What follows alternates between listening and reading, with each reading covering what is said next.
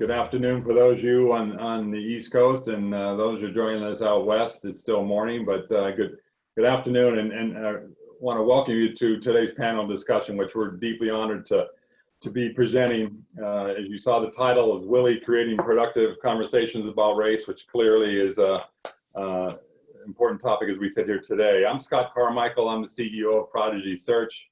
It's such an important discussion that I said, the unfortunate events that have transpired over the past few weeks and clearly the last, hundreds of years, has led us to local, national, and global social justice reform. We need to dramatically change, our thinking and most importantly, our actions. And I know we're going to get into some of that discussion today for sure. Those who are familiar with Willie, the documentary, it was clearly intended to recognize the breaking of the color barrier in the National Hockey League that Willie O'Ree did in 1958 with the Boston Bruins, but also how Willie transcended hockey with his journey in pursuit of opportunity to blaze new trails and inspire people really of all races. Prodigy Search has been honored to be involved in the documentary for just about 2 years now. Brian McBride, longtime friend of mine. Brian and I worked at the National Hockey League in the mid to late 90s. Frank Nakano, who you'll hear from in a minute, also, we all worked together at the NHL. And Brian came to myself and asked for Prodigy's involvement. It was I don't think I answered yes quick enough. It was a deep honor. And we've been very, very honored, privileged to be a supporter of Willie. And we'll clearly hear about, for those who aren't familiar, the aspects of Willie. From a Prodigy Search perspective, and I'll just tell you the important core value, one of our key core values here in our recruiting business is clearly to provide opportunities in sport and entertainment for diverse candidates. We clearly have a lot more to do. We're focused on it. But over the last decade, about 30% of our placements and candidates have been diverse. So diversity and inclusion, people of color, people of gender, of all male and female, have been an important aspect of what we do at Prodigy Search.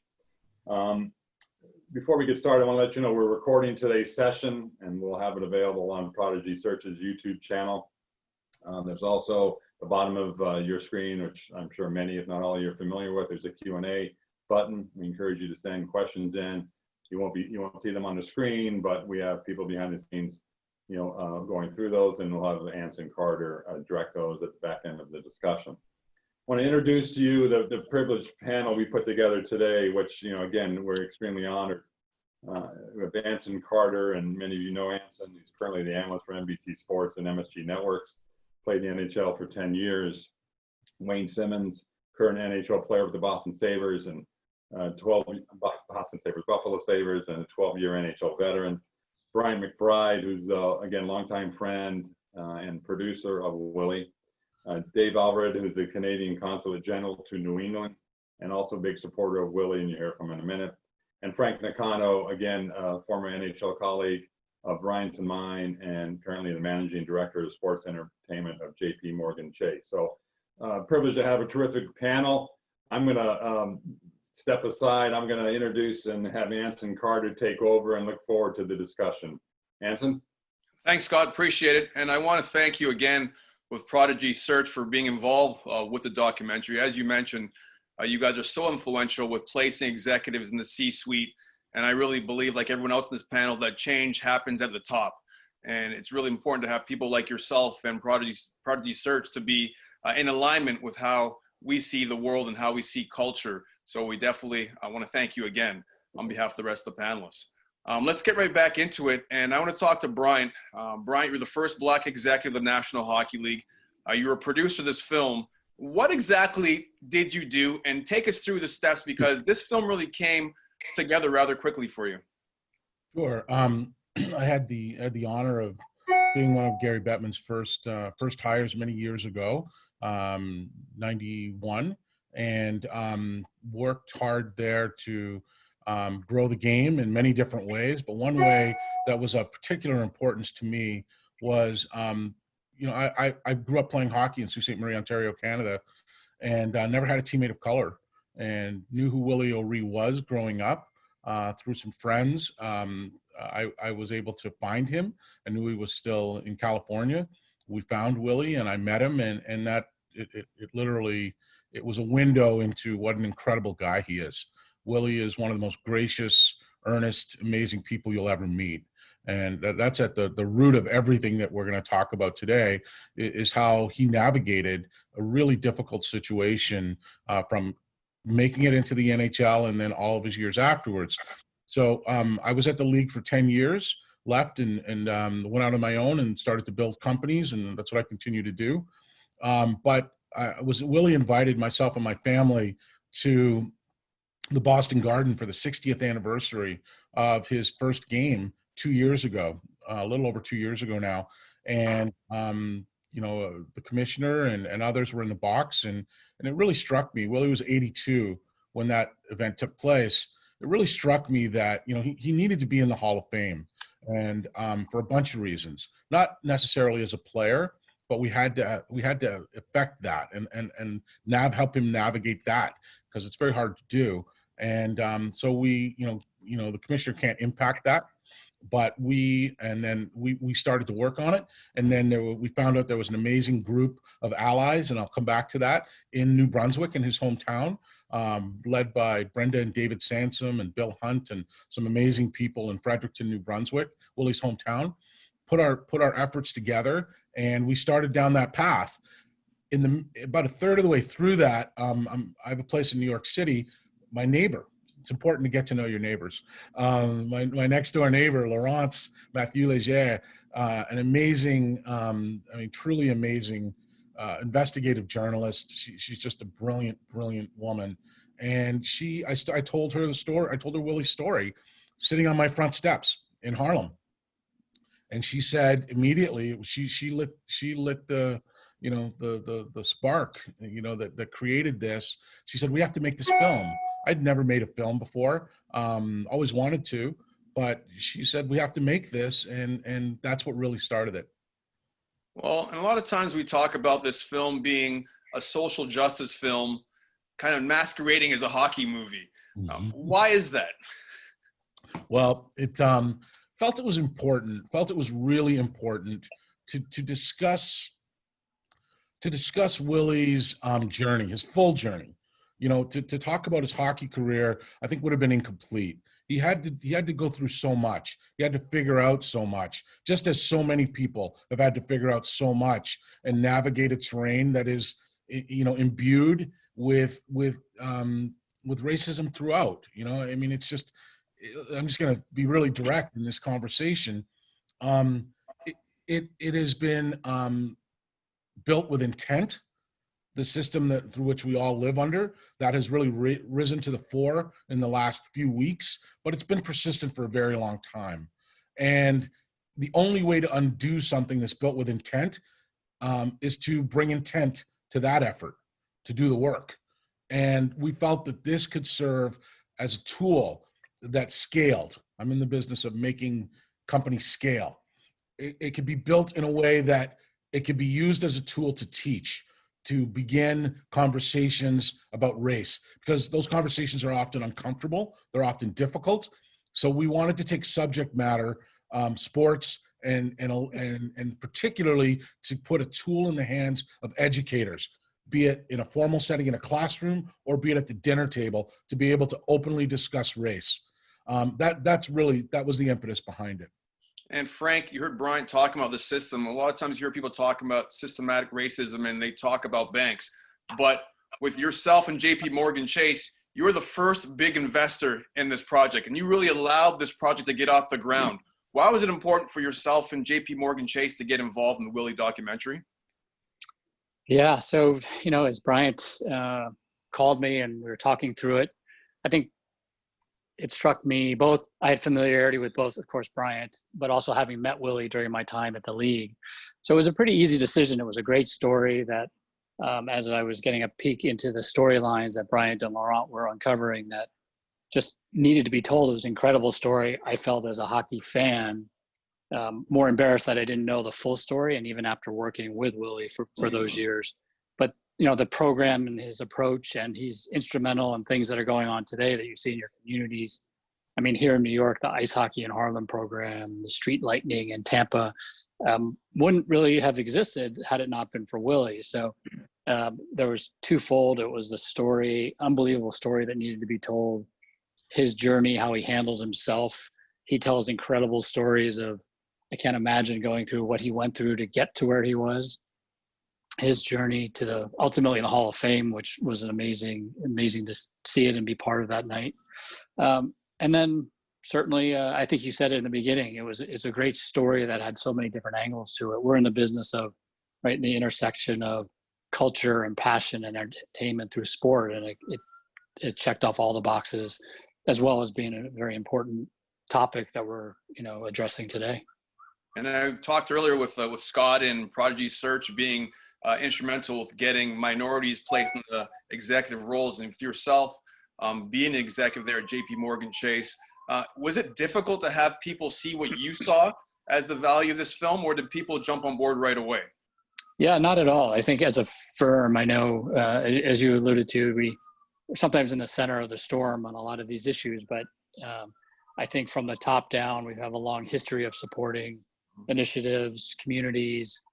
In fact, Bryant was a guest down in DC recently for the anniversary of an initiative called Advancing Black Pathways that we've started through the firm. And I'm not doing it justice, but it really is very direct in opening opportunities for people of color through, fighting through opportunities. It's really a lack of opportunity, right? So it's comes in different channels. We're focused on education, wealth management, and creating opportunities. So long-winded answer to your question, Anson, but it was not difficult at all. Everyone was very supportive from the get-go. That's good to hear. And David, Bryant talked about yourself and Willie's home province, New Brunswick. You're the former premier of New Brunswick. How was Willie received? Is he seen as a hero back in his home province, back in Canada? Oh, is he ever? Look, as Bryant talked about earlier, he's an incredible human being. It begins with that. He's so gracious, so humble. And it's amazing for me. I've had a chance to know Willie for a number of years, but you go to an event where there are children and they're drawn to him. And he has had a wonderful impact in our community. There are very few rinks in New Brunswick named after individuals.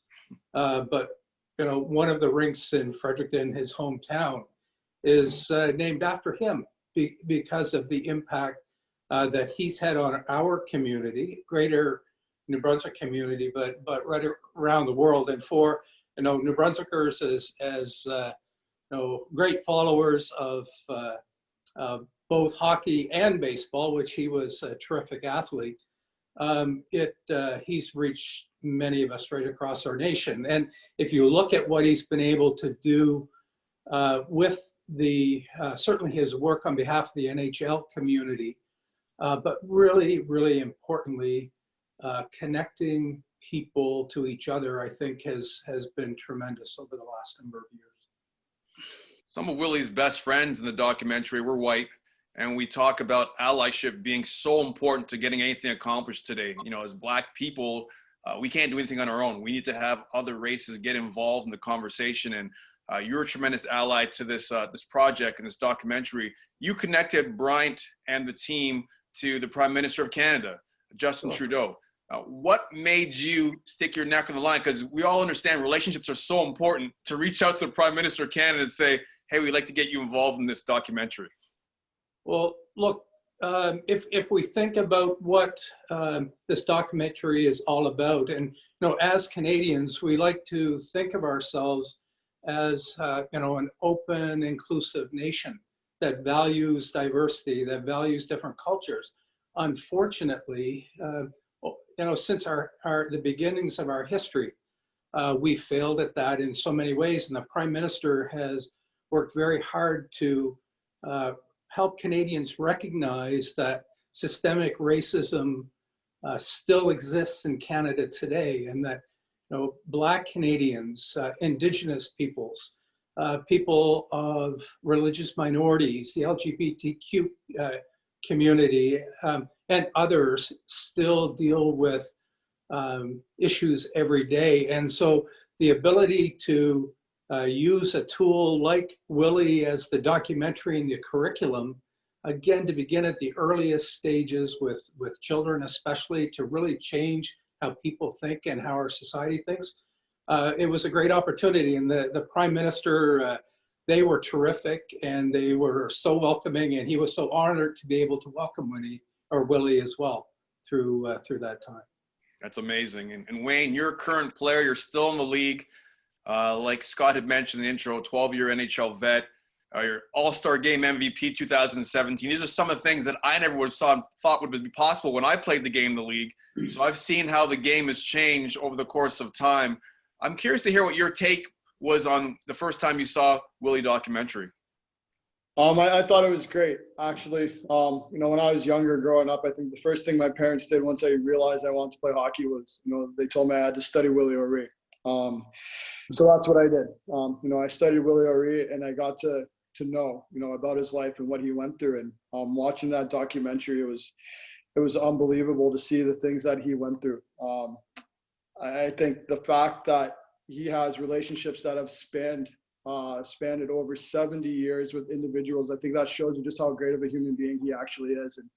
And just the adversity that he went through, being the first Black player in the NHL in 1958, growing up, learning about all that, just gave me chills and wanted, and made me want to be like him, to, advance, the talks about racism in hockey and kind of grow up in Willie's footsteps. And, I think in watching the movie, there were two things that, stuck out to me. I felt that were extremely important. I think, first of all, he made the NHL when it was the original 6. There was only 6 teams. And not to mention, he only had one good eye. For anybody to be able to play in the NHL at that time with one good eye is remarkable, never mind being Black in 1958. So that was incredible. And then I think the second thing that stuck out to me the most, the perseverance of Willie. And, I watched the movie, and it said he was trying to have an all-star game, like the Willie O'Ree all-star game, where he brought, kids of color and, underprivileged kids, to arenas to be treated like all-stars, for a weekend. And just for that to happen, he got, I think it was 2 letters they said. The first one was a bomb threat, saying, we're going to blow up this arena, and, the blood of the children are going to be on your hands. Like, why? Just because he's a Black man trying to help out, advance hockey. So to me, I think those were the 2 most powerful things I took from that film. But, it was an amazing watch for sure. You're one of the leaders in your team. You're one of the leaders in the league. I was just named to the Players Inclusion Committee, and our 3 goals we're trying to, focus on are like barriers to entry. We're trying to think about improving and ways to build allyship, and also trying to grow the game. Now, you've been named to the Hockey Alliance, and kind of explain to us and take us through what the purpose of that group is and what you guys plan on achieving going forward. Okay, so in the Hockey Diversity Alliance, I think obviously we have Black players, but we have different players of different ethnicities, because we realize in hockey, it's mainly a white sport. So we want to be able to make it comfortable for everybody to come to a rink, whether they're Black, white, Asian, brown, man or a woman. It doesn't matter. You should be able to be comfortable in an arena. And I think, our first goal, we want to, educate the hockey community around racism. I think you hear a lot of, oh, I can't believe that happened, or this still happens, it's 2020. So for me, being a Black hockey player, I would say, yeah, this stuff happens all the time. Although Willie did go through a lot more than we go through today, it's still really prevalent in the game. I think a lot of stuff gets swept under the rug, and no one really wants to talk about it. I heard Bryant say earlier that it's, tough. That's going to be tough conversations that we need to have, and to bring this to light. We all know it's going to be tough, but we just got to be willing to talk about it. Obviously, with this HDA as well, we want to make sure that the kids are taken care of, the youth. And, you know, our main goal is to hopefully change some policies within youth hockey to where, you know, kids feel comfortable and they're allowed to be themselves. They're allowed to just go into the rink and not worry about anything else, not worry about being called names or, you know, being singled out. Because a lot of those kids that go in there, players of color, they have nowhere else to look to.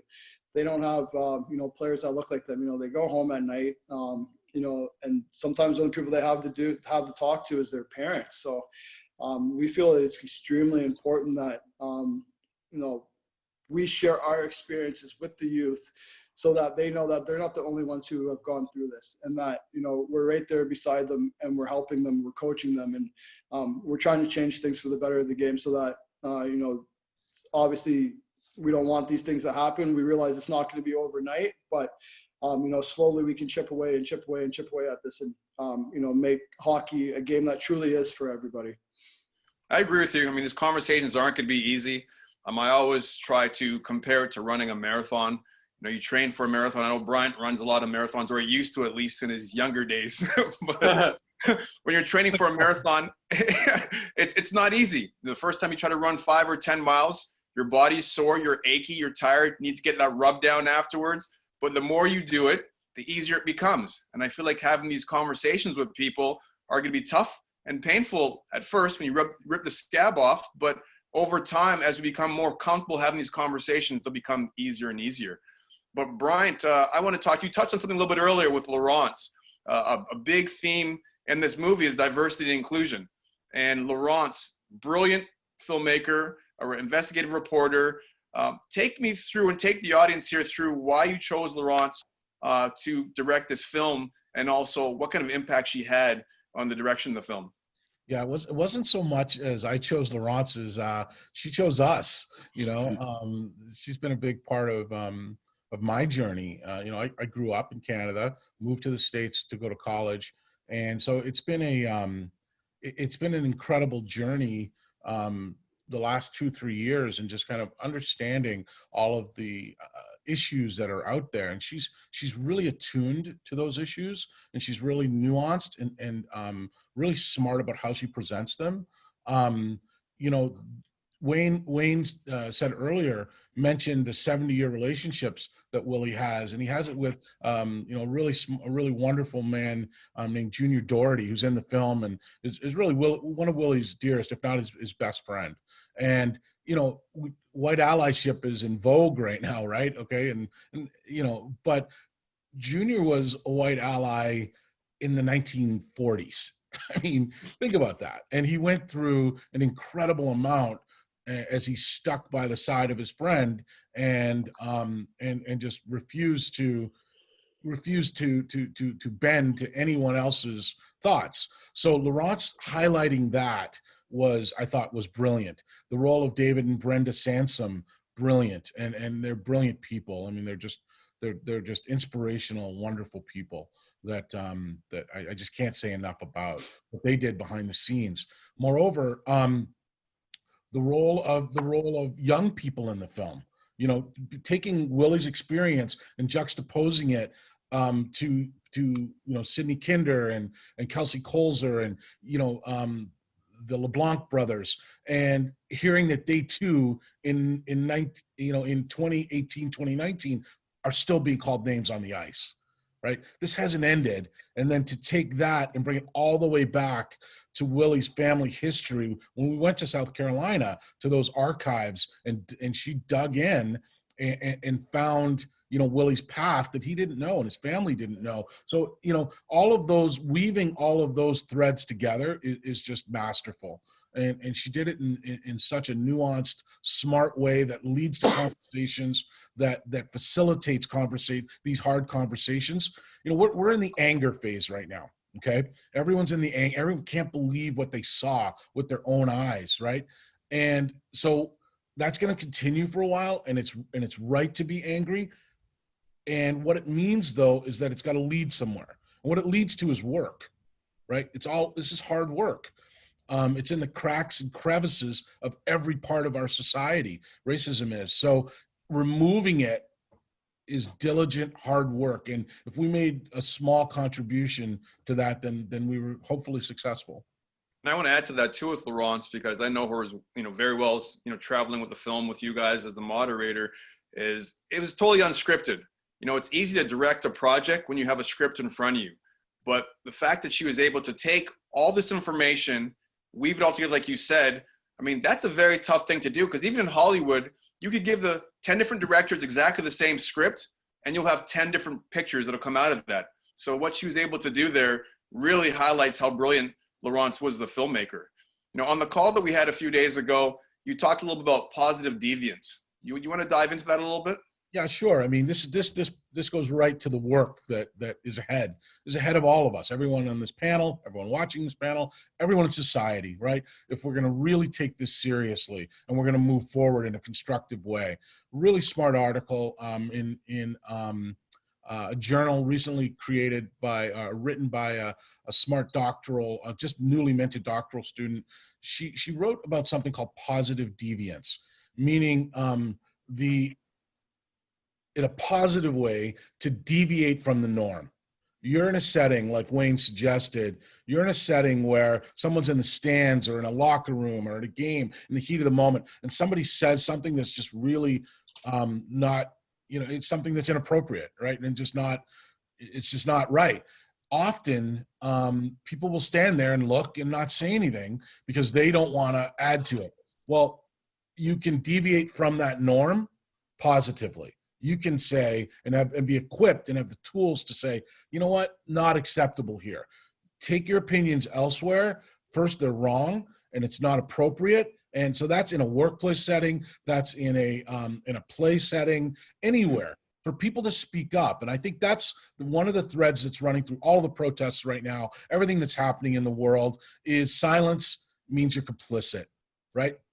Kids, especially. I've learned so much from my kids. They're 22, 16, and 14 right now. I've learned so much from them in the last 2 weeks, and they have really emphasized that people who sit on the sidelines, it's not acceptable anymore. So that is a positive deviation is just one of many tools that can be used. The other, of course, and it all falls under the umbrella of education. David and Frank and Wayne have mentioned it. Got to start with just an understanding, right? Canada went through it, and they had the guts from 2007 to 2015 to address head-on the Indigenous, the practice that was directed towards the Indigenous people of Canada, towards the Indian resettlement schools, which was just an awful chapter in their history. They talked about it. If you want to see something powerful, go to YouTube and Google that. And watch kids talk about learning about their ancestors, and listen to Ted Nolan talk about it. I mean, we're talking a lot about Black Lives Matter right now, but the Indigenous people, what they've gone through, this is a big tent that has hurt a lot of people. So it's going to take a lot of people to solve it, but we hopefully have made a beginning. It seems like you hijacked my notes, sir, because I was going to ask David about that. The Indigenous people there in Canada. Having that experience working in government for years, how have those perceptions or how have those relationships changed? Or are they changing right now? Well, I certainly hope that they're changing. I think what Brian just said is it's a lot of hard work. The first important thing from the highest levels in Canada is there's been a recognition of the past, of the wrongs that have happened. And it began with work, it's began a number of years ago, but certainly with the Truth and Reconciliation Commission work that took place between 2007 and 15, but really followed through and followed forward with the National Inquiry on murdered and missing women and girls. The work that has gone on by Canada accepting the UN rights of Indigenous peoples and putting in place our anti-racism strategy that really involves the federal government providing national leadership coordinating and digging down into where does systemic racism happen and what do we need to change it. Really important. Engaging communities and investing with communities and building capacity. And then the third part of it, so importantly, and we think Willie in so many ways here is that education piece where we help people understand what the impacts of racism are and why it is so important for all Canadians that we have an inclusive nation, you know, and ultimately what that will do as we lift everybody up. If we look and going back to that conscious intent for each of us, ultimately in our own everyday lives, whether it is at a ball game and hearing something or at a hockey game, whether it's at our own work, but within our systems of influence, I think ultimately that's how we're going to make a lot of change, along with really getting to the heart of our children and helping them initiate change as they go forward as well. And David, Canadians typically aren't confrontational people. You know, I'm a dual citizen, Canadian and American, so I see both sides of the fence here. But do you think people in Canada are paying attention to what's happening here in the US and saying, you know, if they could do it there in the States, we could do the same thing here in Canada? Oh, I know that it's going on in Canada. And again, you know, we listen to the highest levels of government right now with their comments, their statements. We've seen initiatives take place right across the country. So the world is watching right now, and I think this is a real opportunity for all of us to have an impact in our own way that we possibly can. And again, we'll you know, thinking about the work that Willie has done as an ambassador of diversity with the NHL, and ultimately what the documentary is trying to get to. I think there's a point in time in our history where we can make a difference right now. And Frank, you just heard David talk about initiatives. Sports is probably one of the first things that really fully integrated athletes of all different colors. Is this something that you see Jpmorgan Chase diving into even deeper? I know in New York, you can't walk around Madison Square Garden without seeing Jpmorgan Chase signage all over the arena. Is this something that you guys are making an effort into doing more of going forward? Yeah, no, it's a great question for sure. Yes. And we've been talking a lot about this of late and feel like we have a responsibility as we sit in the intersection of the conversation. And we've always relied on sports in the past to bring people together, conversations together. But I think we need to do an even better job of bringing this conversation in particular to a head because of the importance that it and the mind share that it does take up with customers and people and conversations. And it's just such an odd, candidly, right, situation where the best players in given league are of color, but yet this conversation still exists. And it sort of pains me when you hear, you know, Wayne talk about, you know, having go through this currently in the situation, right? Where so, and can only imagine as it goes on with kids. Again, trash talking is one thing, but when you're crossing the lines, and I think we need to raise that conversation to talk about it more socially. Yeah, and you mentioned Wayne just now. Wayne, like I said, I'm so jealous of the fact you're playing the NHL now because the game has changed so much. I remember back when I played, a general manager asked me to cut my hair. Like, you wouldn't know now I don't have locks, but, you know, I'm trying to keep it professional right now. Like, actually not right now because I haven't had a haircut in forever and I haven't shaved because I'm staying at home. But a general manager asked me to cut my hair, and I looked at him saying, okay, I'll get right on that. And if you guys know, if you check out my hockey cards, I always had dreads. So I clearly didn't pay attention to what he was saying. And I told my parents about this too. I said, you think Joe Thornton was asked to cut his hair? Or Jaromir Jagr? Or Ryan Smith? Or Wayne Gretzky? Like, hockey flow was a thing. So you can't ask me to cut my hair and have all these other guys be okay with it. So Wayne, you're very fortunate to be playing in the era that you're playing in. I'm jealous, but I want to talk about the astronaut article. I mean, why is that important? And, you know, what information can you pull out of that to share with us? So to me, that article is extremely important because I think it kind of illustrates what's going on in the game today. I wrote that article in 2018 in hopes that, you know, it would help Mr. O'Reed get into the Hockey Hall of Fame and kind of illustrate, you know, the battles that he's faced throughout his whole career. But at the same time, let everybody know that even though Willie faced this in 1958. It's 2018 and these things are still happening. So I just wanted to bring to everybody's attention, because like I said, I feel like, as a black player, playing in the NHL, a lot of things that happen to us players of color, like people don't even pay attention to, it kind of gets swept away. Like it's here 1 minute, but the next minute it's gone. And I really want to drive home the point that, these things still happen. And even though Willie went through these things back then, we're still facing these things today. And it was extremely important for me to get my message out there, to help, that education process, to where now nobody can come to me and tell me, oh, well, I didn't believe these things happened in hockey anymore, because now they're right in your face. I'm telling you, like, this is what I've experienced. And those are only a few stories. I've had a lot more things happen to me, after that, before that. And to me, I think this is the greatest game in the world. And I think it should be an all-inclusive game. And no one should ever have to ask you or tell you to cut your dreads off because you look different than anybody else.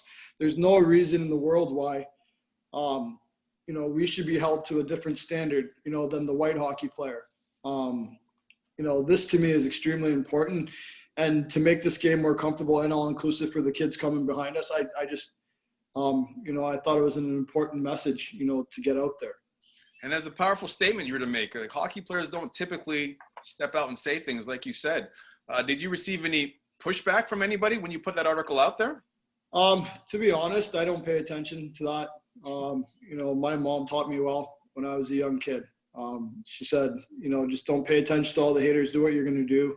And always give back to the community who gave to you. The hockey community gave back to me, in a good way. So I'm always going to go out there and, support players who look like me, even if you don't look like me. I'm in it, to grow, the NHL, to grow grassroots hockey, and whatever way I can do that, whether that's sharing my personal stories or being a part of the HDA to where now we actually could have a say in what's happening, in our sport.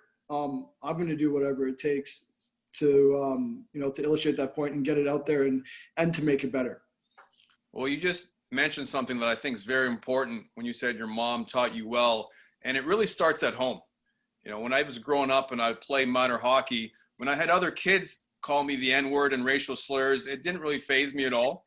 It really didn't. I mean, I went out there and scored more goals. I scored 5 or 10 goals. It didn't faze me. But when I heard the parents leaning over the glass, or the coaches yelling at me, or people throwing bananas at me, they're adults, that's when it had the greater impact, because my parents always taught me that kids are going to be idiots. They're ignorant sometimes. They don't know any better, but adults should know better. And that's why it's important that I had my little kids, for example, in the social video I just put out, and strength, and union their strength. It was important to have all these different faces in there, and even my kids in there too, because I want people to understand that my daughters are 12 and 14, and they're never too young to have these conversations. Like, it's so important to have these conversations when your kids are young, because you don't wait until they're 30 and 40 years old. Everyone's set in their ways by that time. When they're young, they're impressionable. That's when you can make the greatest impact on what they're thinking and how they treat people going forward. To that, Anson, if I may, I want to underline a few things. It gets you a little bit of the way when you ask people to educate themselves. It gets you further if you actually give them the tools. For everyone listening, if you haven't read Wayne's article, The Astronaut, it's one of the best pieces of writing. I read a lot, and it's one of the best pieces of writing I've ever read. I mean, I got emotional reading it. So read that. Okay. We purposefully had this panel the day before Juneteenth. Understand what Juneteenth is. Okay. My kids and others are sick of me saying it, but obviously watch the movie, watch Willie. You can find it on iTunes and Amazon, and it'll be in other places shortly, but read 4 books. There's 4 books that I think are really great building blocks. The New Jim Crow, The Warmth of Other Suns, The Color of Law. Okay.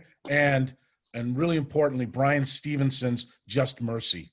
those books will really give you the building blocks, a beginning to be able to build on, to teach your kids, to have your kids read them. And there's lots of other great stuff out there. It's really coming to the fore now, but dig in. That's the beginnings of the work that will keep, people like Anson was discussing and mentioning from doing stuff that is just, it's incomprehensible, but it'll hopefully give them a basis upon which to go forward and be empathetic and understanding that they want their kids to be treated a certain way so that they treat other kids a certain way, right? So those are, I hope, tangible. That article that I mentioned earlier about positive deviation, those are tangible things. They're all a Google search away. So take the time. We're going to start opening up the floor to Q&A, but quickly before I get to that, I haven't gotten to Frank and David about their thoughts on the film. And after watching the film, what did you take away from it? So maybe Frank first. Sure. I think there's a quote at one point when Willie's talking about his journey, and he said, I never challenged or fought anybody because of something they said racially. It was only sort of a hockey infraction. Otherwise, I would never be able to stay on the ice, which is sort of, to me, summarized how he must have had to just put blinders on and just charge forward with his greater vision and goal. I can't say that I would have the same strength, willpower to do something like that, but it was sad as well as inspiring at the same time. But to me, that encapsulated sort of his journey and how he would approach it. And then certainly having met him, understanding sort of the sort of gentle giant within, but he could still crush you at his age now, right? With his internal strength and fortitude. So to me, that was one of the sort of defining moments of the film. Frank, I don't think you're giving yourself enough credit. I mean, you're a minority to major bank, and you've elevated yourself to a high level in that bank. So I think you do have that internal fortitude, the same thing that Willie had. So you can't sell yourself short. You must be Canadian. I don't know. But David, Canadian in spirit. Right. Just I guess for me as a New Brunswicker, incredibly proud of what Willie accomplished and what the community in many ways surrounded him. The friends, the advocates within the community, that was a very special part. But him going back to his roots, to the Carolinas, and the journey. And as we're around Juneteenth and think about what took place, what brought his family to Fredericton, to begin with, but really that deep-rooted racism that we're still fighting today, but people overcoming it. And I think that is, his incredible graciousness and humility and perseverance for me is just something that's hard to imagine. I don't know if I would be as gracious with what he had to deal with over the years. Okay. Well, we're going to open up for questions right now. We've got a question from Jeffrey, who is a white parent of a black player. And, Wayne, what's your message to an 18-year-old black hockey player about staying strong now amongst the recent racial unrest? I'd say obviously you got to keep your head on straight and, focus on what you're trying to accomplish. Obviously, I think you take into account what's going on in the world, and you let it be known that you're not going to stand for this. But at the same time, I think you got to make sure that you're focused and that, no one's going to be able to knock your mentality down or change the way that you're thinking. So I would just say keep doing your thing and, don't let anybody outwork you. Don't let anybody tell you you're not in the spot you're supposed to be in. And just continue to strive and work hard. Okay. And question from Alexandria. Some black parents don't even consider hockey as an option for their children. Only basketball and football. What recommendations do you have to reach the parents who don't consider hockey as an option for their children?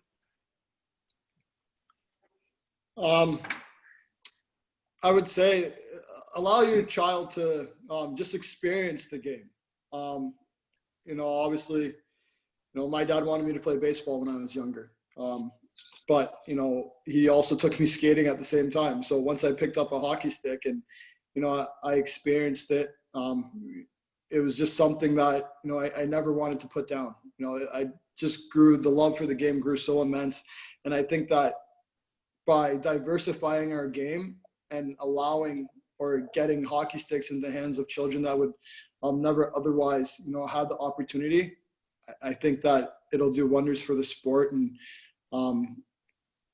we could definitely create some stud hockey players. I know that for sure. I would add to that, Anson. I think hockey is particularly important for the Black community and for all communities, mostly because it's hard, right? The first thing you learn, if I could only have my kids learn one thing in life, if I could only give them one more piece of advice, that is to get back up when they get knocked down, to be resilient, right? And the first thing you learn when you're 4, 5, 7, 6 years old, when you fall on your butt, which you inevitably do because no one is born with skates on, is you learn to get back up. It is the primary thing you learn at the beginning of trying this sport. So that is a muscle, right?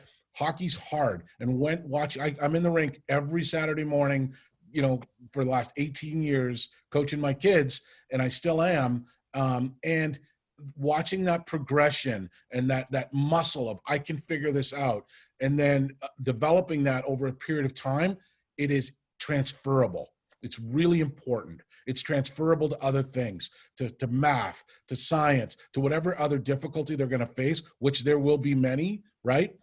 Building that muscle early is so important in hockey. I don't know of a better way to do it than hockey. It's really important. And that was Willie's original mission, Bryant, wasn't it? One of his visions was bringing it to people who would not be exposed to it. Exactly.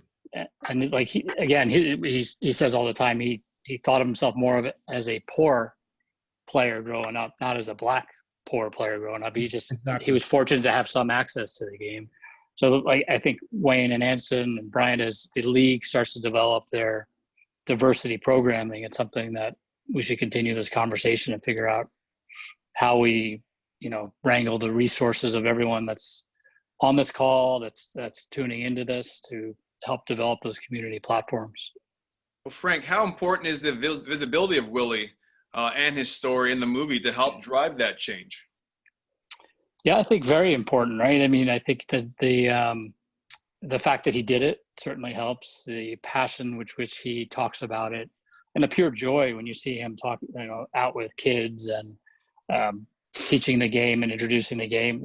It's hard though, because the league for years, I mean, dating back to all of our collective times at the league, is all about growing the game. It's certainly not easy, but I think anything certainly in life, if it was easy, someone else would have done it, right? Mm-hmm. David, I want to ask you, what are the first next things we can do now as an industry to positively and meaningfully advance opportunity and understanding? Well, and I guess I think Bryant and others and Anson and Wayne are better positioned to talk specifically about the industry.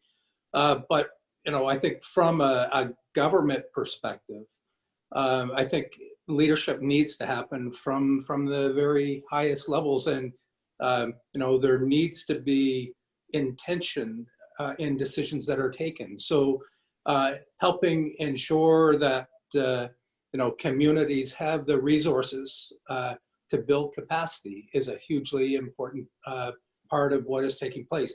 Helping support and ensure that education, helping the communities know and understand what opportunities are there, I think is a hugely important part. So really acting as a facilitator and bringing others to the table from a, specifically from a government perspective, but from a hockey and love of the game point of view, it doesn't matter the color of your skin or your gender.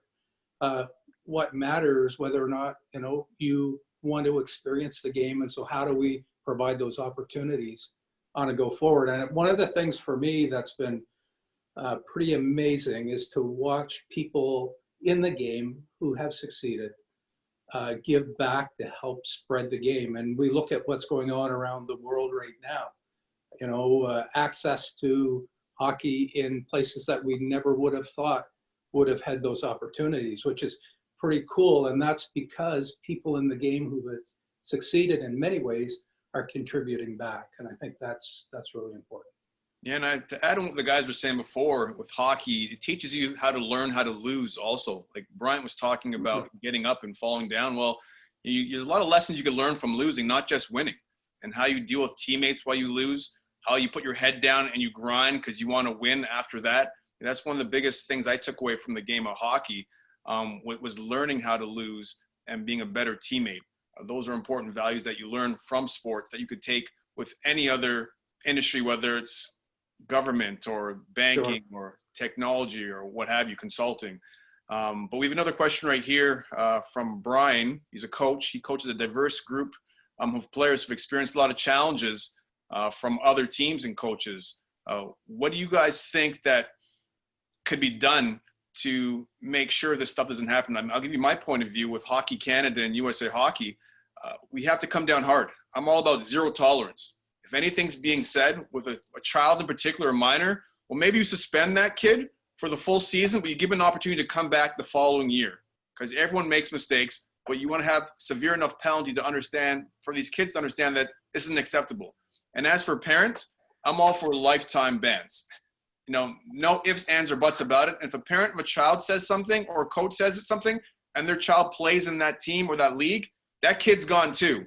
There needs to be hard lessons to be learned here where people have to understand racism isn't a place for racist people. Hockey's in a place for racist people to hang their hat. I mean, do you guys have any other points to add to that? Do you guys agree or disagree? I 100% agree. You know, there's two sides of it. There's the educational side of it, and there's the carrot and the stick, right? And then there's the punishment. The punishment side, which you just addressed, Anson, I 100% agree. USA Hockey has taken some steps in that direction, and I applaud them for that. There's further to go, right? If I hear one more kid, a story of another kid being called names on the, the N-word on the ice, my head's going to explode. I mean, zero tolerance, guys. We're so far past that. Enough. That needs to be addressed. It's got to be addressed carefully and thoughtfully, but it's one of those situations where, if a kid comes off the ice or a kid says that he or she has been called a name, right? And we've talked a lot about, we've used the pronoun he a lot. I mean, women are a huge part of this. And the level at which they're playing now and the numbers are just exploding. So this is about our daughters and our sisters and moms as well. So, it's just not acceptable to hear that anymore. Okay. You saw this week, the NASCAR banned the Confederate flag. Okay. Being called a name on the ice is hockey's Confederate flag. Okay. Enough already. And so that's on the punishment side. On the educational side, there's some great work being done around the hockey world right now. And we're talking to a lot of those people about how that can be infused in the game, but with a particular emphasis on outcomes, right? When somebody hears, the phrase, "Oh, don't be a racist," or they hear something about racism, "Oh, that's not me," right? Well, we all have it, guys. We all do. Let's be really reflective and honest with ourselves. The Me Too movement roared. I think there's so many parallels there. It roared its head the last couple of years, but it's been going on forever and it's still going on, right? Because people don't see themselves as sexist. But we all have inherent biases that we really have to explore and be thoughtful about before we proceed in a constructive way. So the educational elements of how we stop that combined with the punishment is the formula that we're looking for. But those educational pieces have to be about outcomes, because if there aren't outcomes, we're talking to ourselves and we're not going to get anywhere. Well, Wayne, you've had a couple incidences when people have said things you were threw bananas at you on the ice. How did you deal with it? And how would you tell young people if they're tuning into this, or even parents that have children at home that play hockey, how would you help them deal with that? I think for me, the way I dealt with it, so the incident where I had the banana thrown at me, it was actually in London, Ontario. and I was it was during a shootout. I saw it flash right before my eyes. I actually didn't really know what it was. Just wanted to keep my concentration, and I went and I ended up scoring, and I kind of did a double back, and I figured out what it was, and after that I kind of just went numb. Couldn't believe it, but at the same time I could believe it. So for me, dealing with a situation like that, it was weird. I think, being questioned by the media and having everyone ask me questions about it and trying to explain it to people I knew that wouldn't completely get what I was saying, it kind of made me feel, out of place a bit. But at the same time, I knew in my mind that, I'm a strong enough person. I've dealt with this my whole life. And the only thing, that came to mind was, I didn't actually want to speak too much about it. I didn't want to give that person gratification to let them know that it actually got to me. So I kind of just kept moving forward and, continued with what I was doing. Honestly, now that I look back, I wish I had spoke out and said more at that time. But it is what it is. But in dealing with that for other kids, I would say, first of all, don't let it take your focus away. That's the main goal of someone that's being racist against you. They want to take you off the ice. They want to take your focus away. They don't want you to be able to hurt them on the scoreboard. They want to take you completely out of that game. So just keep doing your thing. Put a couple pucks in the back of the net, like Anson said, score 5 or 10 goals, win that game, and that person feels shame. There's no other way for me to put it. That person's going to feel like an idiot. They showed themselves, and you proved to them that you weren't small-minded, and you could take it. So to Wayne's point, I want to add one thing that's very specific. Okay, this was just texted to me by a colleague and friend for many years, Stephanie Gayositz, who's worked on this. She worked for me at the NHL years ago, wrote her thesis at Harvard about the diversity efforts 20 years ago. Okay, and I had the chance to read it last night again, and we're talking about the same things as 20 years ago. She wrote it in '98, right? And even longer now. And to Wayne's example, one of the key things that what we can do as a sport and an industry is simply empower the bystander. The person who threw the banana in Wayne's situation, he or she should have just been besieged with, what are you doing? Seriously? Right? So empowering those people around to speak up is a first really tangible, powerful step to take. Well, I'd even say not just in that situation, because I could just apply everything that we're talking about to real world, and I'll go back to that social video I put together. Absolutely. Hockey players, and Wayne could speak to this too, typically don't speak out on our own. And that was one of the big reasons why I put that video together with all these individuals, like powerful individuals. And I could have went on and on, but I wanted to keep the video only to a minute because for social media purposes. But it was an opportunity for people to get together and say something as a group. Hockey's the ultimate team sport. So we weren't going to single out any other player. We want everyone to come together. And there's a reason why I put people's names on the video, because in case you weren't a hockey fan and you didn't know who those people were, you could go ahead and look them up and Google them. You could see Wayne Simmons, 2017 All-Star MVP. You could see Kelsey Kolzer, first overall draft pick, Isabel Cup champion, and kind of going on and on and on the list. But if they could speak out and say something, then it would be okay for the fourth line, third line grinders in the room to speak out and say something too. And also, if those influential voices could say something within the hockey community, then it's okay for a fan to call someone out in the stands and say, hey, what you said is not good enough. That can't live here. And I think, Anson, and you saying that's, and part of the reason why I joined the Diversity Alliance. Because like you said, if younger kids are hearing this stuff from us, it's going to make them a lot more comfortable in their skin and coming out and actually, battling this stuff. So I think that was a huge reason for, for us creating this alliance. We wanted kids to know that we were always behind them. And, if we're speaking about these things, that you guys can speak about them as well, and we can help combat this together. And, eventually make this sport, the utopia it should be.